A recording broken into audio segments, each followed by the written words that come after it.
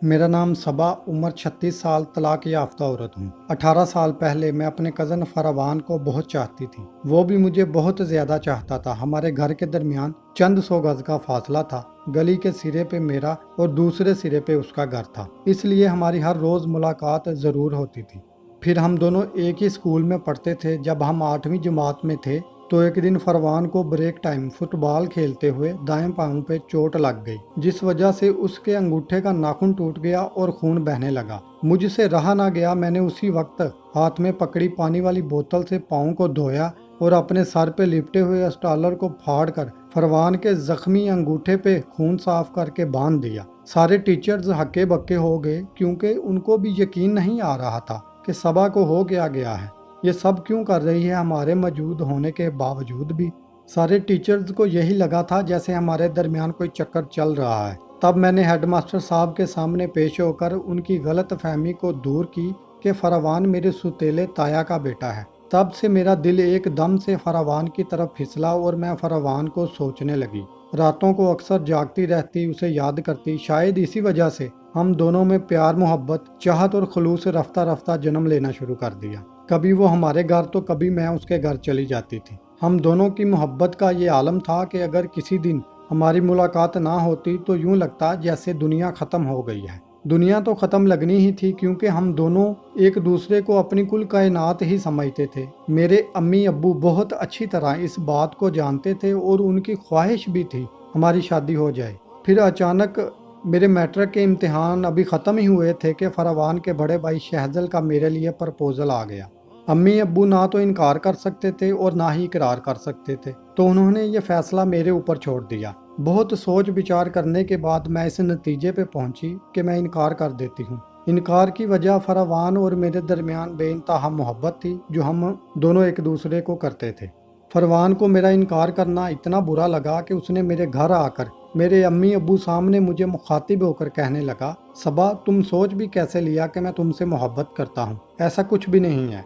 इसलिए तुम इनकार को इकरार में बदलो, वरना तुम्हारी वजह से खानदान वाले तुम्हें छोड़ देंगे। और वैसे भी मेरा ज़मीर इस बात पे आमादा नहीं होगा कि मैं मोहब्बत के चक्करों में आकर उस लड़की को अपना जीवन साथी बनाऊं जिसने मेरे भाई को ठुकराया हो। ऐसा हरगिज़ भी नहीं होगा। इसलिए अपने इस फैसले पे नज़रसानी करो। मैं जानती थी उसकी आंखें, चेहरा, दिल बता रहे हैं कि वो मुझे बेइंतहा मोहब्बत करता है, लेकिन घर वालों की वजह से वो ये सब कर रहा है। किसी आंधी तूफान की तरह वो आया, मेरी मोहब्बत, चाहत और खलूस और मेरे सारे ख्वाब ख्वाहिशों को मट्टी के घरोंदे समझकर तोड़ गया। मैं शहजल के नाम को अपने नाम के साथ जोड़ने पे राजी हो गई और खुद को तसल्ली दी कि यही मेरे नसीब में है, तो फिर मैं नाशुक्री क्यों करूं। चंद महीनों बाद मेरी शहजल से शादी हो गई।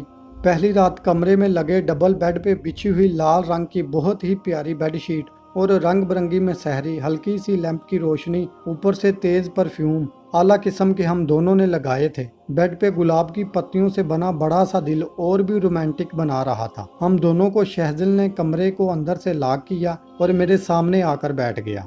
मैंने घूंघट में अपना चेहरा छुपाया हुआ था। मैंने बाएं हाथ की उंगली में बहुत ही प्यारी अंगूठी को देखा।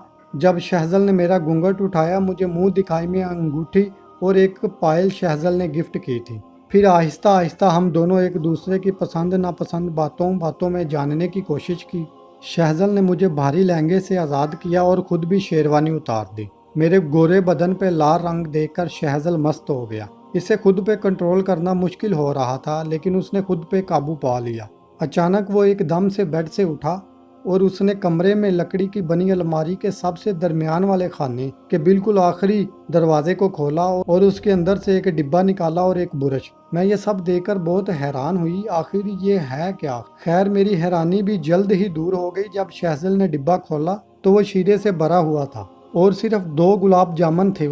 एक उसने खुद खाया और एक मुझे अपने हाथ से खिलाया, मगर मुझे अभी तक समझ नहीं आ रही थी कि आखिर ये 2 गुलाब जामुन ही क्यों इतना छुपा कर रखे हैं कमरे में मिठाई का डब्बा भी तो पड़ा था और साथ ये बुरश क्यों रखा है? फिर शहजल ने शीरे से भरा हुआ डिब्बा खोलकर उसमें बुरश को शीरे से भिगो मेरे पेट पे लगाकर चाटना शुरू किया। मुझे बहुत उलझन और कोफत होने लगी कि आखिर ये सब हो क्या रहा है, कहीं ये जहनी मरीज तो नहीं।